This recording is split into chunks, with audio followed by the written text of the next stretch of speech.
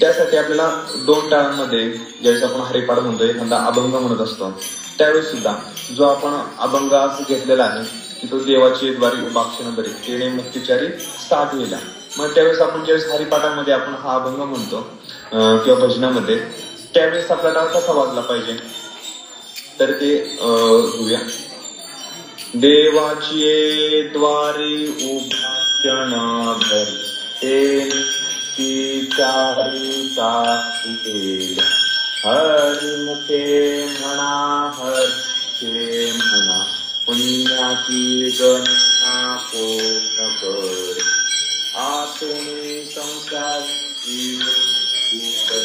वेदशास्त्र उठारी भार. एकदम हा नॉर्मल एकदम फक्त 1 बीट मध्ये आपल्याला वाजला पाहिजे. आणि ज्यावेळेस आपण तो आपल्या 8 मात्रांमध्ये वाजवतो त्यावेळेस ते आपल्याला जमत. देवाची द्वारी उभाषण भरी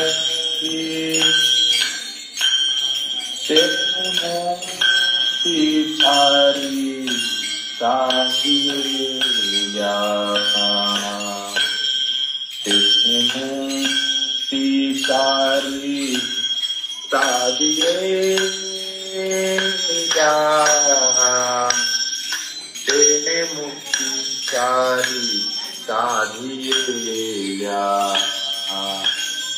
हरिमुखे म्हणा हरिमुखे म्हणा पुण्याची गणना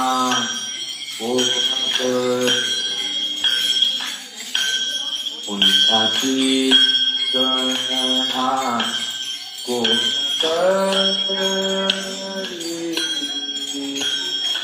पुण्याची गणना कोण करी, आतून संसार जीवे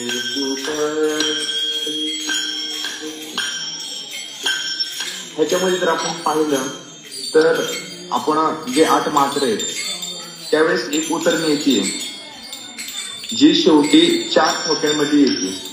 म्हणजे 1 2 3 4 5 7 8 मग 1 2 3 4 मग पुन्हा 1 पासून सुरुवात होती.